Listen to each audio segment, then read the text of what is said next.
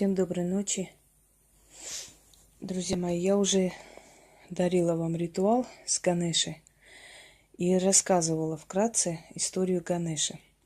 Если кому интересно, можете открыть «Хроника ведьминой избы», ритуал с Ганешей. Этот ритуал входит в мою книгу «Ритуалы для всех». Но я вкратце еще раз напомню, что Ганеша – это названный сын богини изобилия Индии Лакшми. Лакшми – это та же самая фортуна, только, восточноазиатская. Говорят, что она все время, принимая ванну, переживала, чтобы муж не пришел в тот момент, когда она не готова, когда она еще свои женские, интимные дела не завершила, и ей не хотелось, чтобы в этот момент муж пришел и застал ее. И она решила создать человечка, ребенка, мальчика, и сделать его хранителем своих покоев, чтобы он никого не впускал. И вот он создал этого мальчика, она создала, мальчика, назвала сыном и попросила охранять ее покои. Когда пришел Шива и захотел войти, мальчик кинулся на него с мечом и сказал, что его мать запретила кого-либо впускать.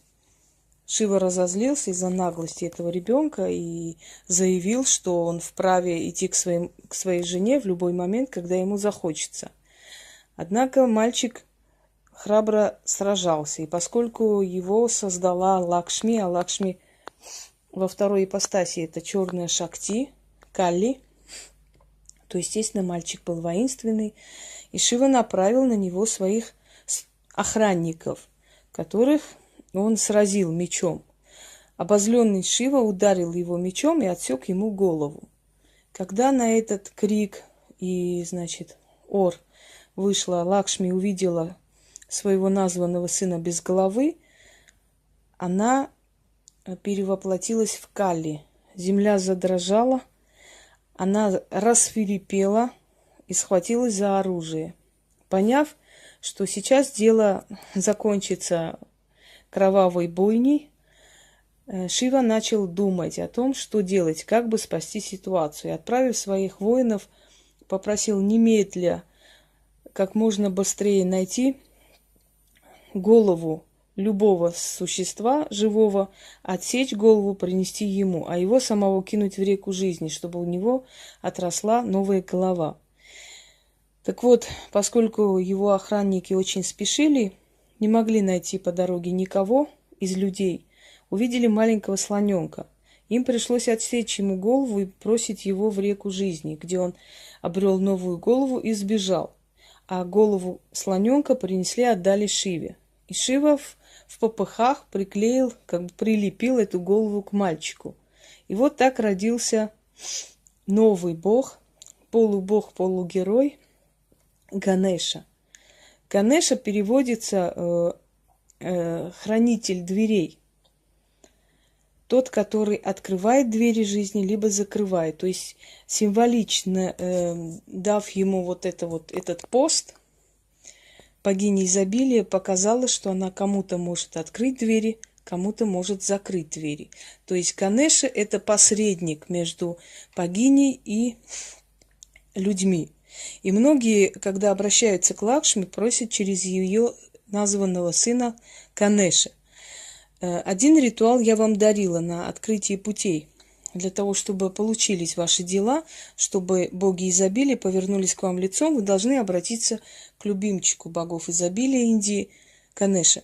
Я говорила, что очень хорошо иметь дома статуэтку Ганеши. Называют его богом денег, денежным богом, богом богатства. Можно так назвать, хотя он не божество. Он полубог, он созданная сущность богами. Но в любом случае у него есть сила и разрешение помочь тому человеку, который обратится, поскольку сама Лакшми дала ему такую власть.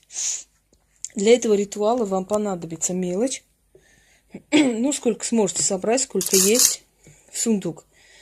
в сундуке соберите. Потом можете потратить эту мелочь. Это уже не имеет никакого значения. Главное, чтобы у вас в ритуале это было. Чем больше вы как бы выделите, обратите внимание на свой алтарь, тем лучше у вас получится этот ритуал.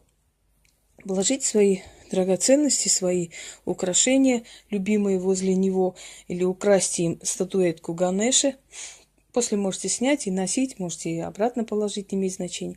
Красная свеча. Если у вас есть цветы дома, желательно цветы, потому что боги Индии очень любят вот пестрые алтари. И благовония, собственно говоря. Лучше, если алтарь будет красный. Итак, читаем 7 раз. Я прочту, наверное, 1 раз или 2, потому что у меня времени нет столько. Но вы можете читать 7 раз. Это когда вам нужны срочные деньги, или если вы занимаетесь, скажем, бизнесом, вам нужны клиенты и так далее.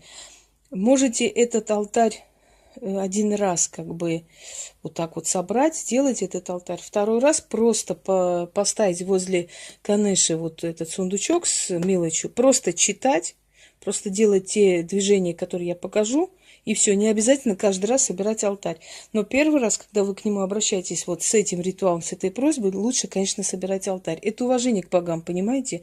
Чем более творчески вы подходите к этому делу, чем больше вы к ним проявляете уважение, благодарность, чем больше вы стараетесь им сделать красивый алтарь, тем больше они вам помогают. Если вы приглашаете себе домой гостя, вы можете угостить его там чипсами и кока-колой, а можете накрыть шикарный стол. Это вам решать, что о вас потом скажут, как вас поблагодарят и какой хозяйкой вы после этого, значит, для них будете, да, в их памяти, каким человеком вы останетесь. Так что решать вам, что для богов. Можете, конечно, экономить и ничего не поставить, не делать, но не делая ничего, ничего не получите. Дорогие друзья, запомните одну вещь. Когда вы потребительски относитесь к богам, они это видят и чувствуют. Если вы хотите получить от них благо и что-то хорошее, вы для начала подойдите к ним с уважением и благодарностью. И они это почувствовав, потом всю жизнь будут вам помогать, поверьте мне.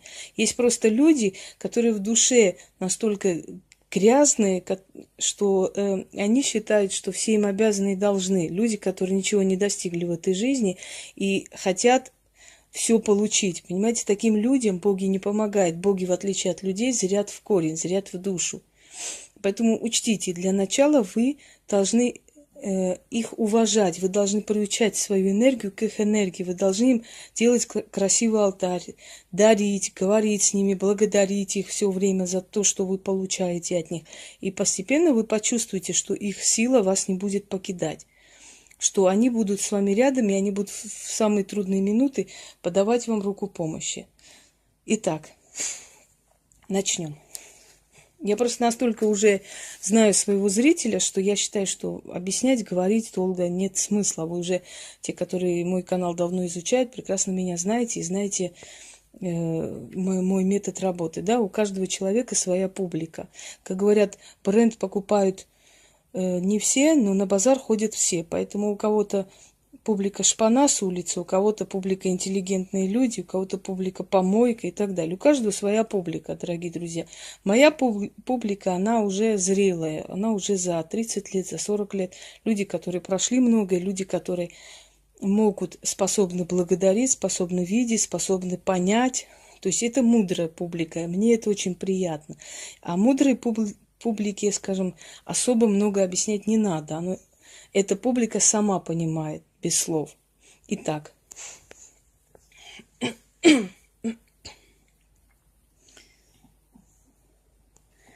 Ганеши, сын блистательной Лакшми, хранитель ее покоев, я обращаюсь к тебе. Хранитель золотых сундуков, пересчитай монеты в сундуках, и из тех монет дай мне мою долю. Открываем. Говорим, пересчитай монеты в сундуках.